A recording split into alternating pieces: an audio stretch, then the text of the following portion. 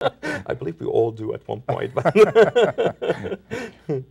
And so those are some of the important symptoms. How is sleep apnea treated? okay. Sleep apnea treatment, we have actually few kind of treatments. The preferred treatment is what we call positive airway pressure. And it's as simple as the way we word it. It's you apply a positive pressure to those muscles in the airway to keep them open so your brain does not have to wake up to open the airway again. So your brain can rest and not worry about suffocation. And actually, I brought the machine with me. Great. And I can show it to your viewer. But this is, I want to bring it to your attention. This is not the only therapy.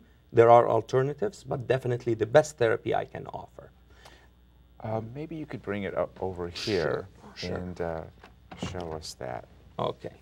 This is the CPAP. This is the latest version, I can say. It's a small machine. You can put it in a bag and take it with you. It usually comes with another piece where you can just hook it to it. And now you have your humidifier, meaning where you put your sterile water so the air coming to your throat is not too dry. You put the water in it, and of course there will be a cord to the And electricity. it's important that our airway be humidified. Yes, absolutely. Otherwise, the upper airway, especially the nose and the mouth, will be too dry because that's what we do when actually we breathe. We humidify our air. So if you push air under pressure, it will dry you up more and you might not be able to tolerate it. And this is one of the most important part of the therapy actually, is compliance, because if you don't like the machine, you're not going to get treated. It is true. So after I just show you, I don't have to go through all of those, I don't, for the sake of time, but we have too many different kind of masks. This is the full face, covering the whole face, as you see. Not the whole face, I mean the nose and the mouth, we call it full face. A smaller, gentler one will be only for the nose. And the nicest, smallest one goes inside the nose. And it depends on the anatomy of the patient. We can prescribe one of those, and depending on the pressure needed. And all of those will be hooked to the machine with the tubing. That, by the way, everybody should get new supplies like those every 6 months. Now, I could see where a viewer might take a look at that and say, how could you sleep at night with that? But I would say, and I'd like your opinion, I see several patients who have sleep apnea, and they actually say they get the best sleep they've had in years, and they feel more refreshed and relaxed. Is that your experience? That's absolutely correct. It might look cumbersome that you have all of those. Actually, can stay on your nightstand. And the tubing is so flexible that it can turn with you. And as you see, even the tubing to your nose area or the nose and mouth area is well designed that it will flex with you the way you turn. And probably having the positive pressure and getting the right amount of oxygen really allows you to fall into a deeper sleep, which is more restful. I want to go on to other things. There's so much to talk about, but Sure. Tell us, there's a sleep clinic that you have that you can often diagnose sleep disorders in. Okay. And the sleep clinic is a sleep and a lab together. I see the patient on consultation, evaluate the upper airway by looking, take a history, making sure that I'm dealing with this disease, the sleep apnea, nothing else that mimicking the disease. And if I decide that there is good indicator that this patient has a sleep apnea, or I want to rule it out to move on to other sleep diseases or disorders, I will do a sleep study. And a sleep study meaning the patient has to come and spend a night with us in the lab where we monitor brain activities. If somebody familiar with the brain activities they monitor during like testing for a seizure, it's similar to that. We monitor eye movement, flow coming from the nose and the mouth with the movement of the chest, so we can tell if the patient is breathing while sleeping or not. We analyze those signals the next day or so, and we see if there is a stoppage in breathing and how frequent they are, then we'll bring them back. We discuss the result. If they have sleep apnea, then we have to titrate them to see what the appropriate pressure. This is in a nutshell how we deal with our patients. Excellent, excellent. Now, so many people today, as we started out talking about earlier, look at television screens, phone screens, iPad screens, computer screens, and does that have an effect on our sleep? Yes, absolutely. And what is that effect? We start talking about electricity and how it affected our life. The first line of changes we experienced since Edison created or like invented the light, the bulb. And then we had control over when our night will start and when our day will start also, and maybe extending our night to be part of our day. Now we know that by inventing those small screens that we take with us everywhere we go, between laptop, iPod, smartphones, and we stay up almost hours without even noticing that we've been up for hours. So it does push those devices that we can carry with us to our beds, actually, will push our bedtime so late that it will cause what we call delayed phase. So we go to bed later. We needed our 8 hours, so we need to wake up later, but our life rhythm won't allow us.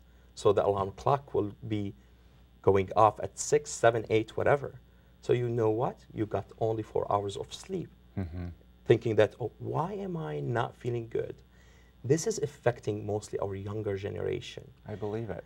Because our younger generation, our teenagers, they love their they love their... And as some parents know, sometimes their kids go to bed with the cell phone and they kind of like texting a little bit while before they go to sleep, and then they're not going to sleep, and time goes on that way. Absolutely. I want to also talk a little bit about insomnia, which is something that affects so many people. I have a great friend who kind of suffers from that from time to time. And what is insomnia? Insomnia is when you try to fall asleep or to have a restful night of sleep or to stay asleep at nighttime and you cannot. Though you have also to rule out other diseases, breathing or other kind of form of diseases causing those abnormalities. When you don't have those, then you have insomnia, causing your lack of good sleep at nighttime. Most of insomniac, if they are pure insomniac, they don't have too much of sleepiness during the day, but they have this grogginess and feeling unpleasant feeling, and maybe they get depressed also. But it's a primary insomnia.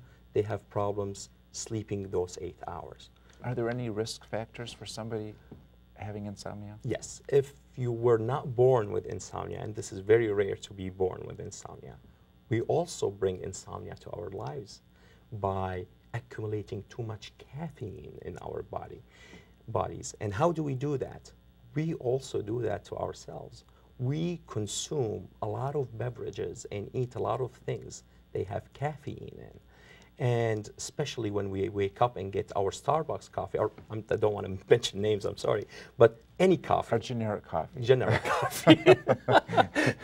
And we drink a couple of cups of those. Then we go and have our Diet Pepsi, let's say, a soft drink. Then we go and eat our chocolate. All of that has caffeine, and it accumulates in our body. I remember I was talking to a patient one time, and we were talking about caffeine, and she said, well, I never have caffeine. I don't drink coffee. I said, do you ever drink diet sodas?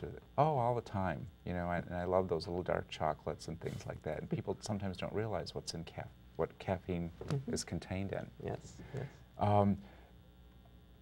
Can alcohol consumption contribute to insomnia? Yes, alcohol consumption itself, and it has multiple phases. First, it's a stimulant. It's like caffeine. But later on, when that effect goes away, it will actually cause you temporarily to feel sleepy and sleep. It's not the kind of insomnia I would like to talk about, but alcohol causes a lot of sleep, during sleep, a lot of changes in your sleep architecture because it causes first effect on the brain, on the receptors called GABA, and it will help promoting sleeping. Then all of a sudden, this effect vanish when your body can consume that alcohol, and you become very hyper and you cannot sleep anymore.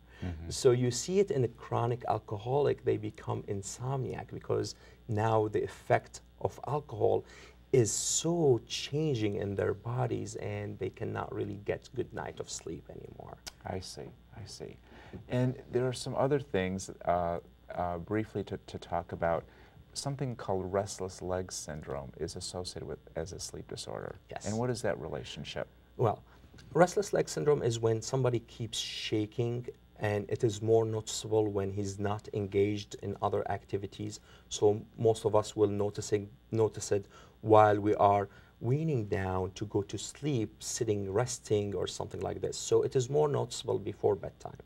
Restless leg syndrome itself is keep shaking the legs so you cannot sleep because you know that if you stop breathing, stop moving, I'm sorry, your leg, you will be either in pain or feeling this abnormal feeling in your leg. So it will impede your ability to fall asleep. It also can have another version that happens while you are sleeping called periodic leg movement of sleep. And that also shaking your leg or kicking while you are sleeping. And it can cause you to wake up from sleep. And again, when you don't sleep well, you are sleep deprived. Dr. Obeid, I know you can help people with all these sleep disorders. Is that correct? That's correct. How would a patient come to see you if they were interested in wanting to be evaluated for a sleep disorder, if they think that you may be able to help them? Absolutely. Well, first I would advise everybody to consult with his primary care first and see if his concerns are something needed, my specialty and my expertise. Second, I have a clinic that I go to, and they can contact us in our office. Which I think is on the screen as you speak. On speak. the screen, I think, yes. So they can contact us, make an appointment with me, and I'll be more than happy to evaluate, because what we think it's one disease, it could be another. What we think it is causing the disease, it could be something different. And as we have discussed through the show, sleep is more important than just kind of feeling rested in the morning, and that's imperative. Absolutely. Well, Dr. Obeid, thank you so much for coming on to In a Heartbeat. It's been our pleasure. Thank you for having me. And thank you to our viewers as well. We really appreciate that you tuned in to watch our show. Take good care of yourselves and those around you, and we'll see you next time.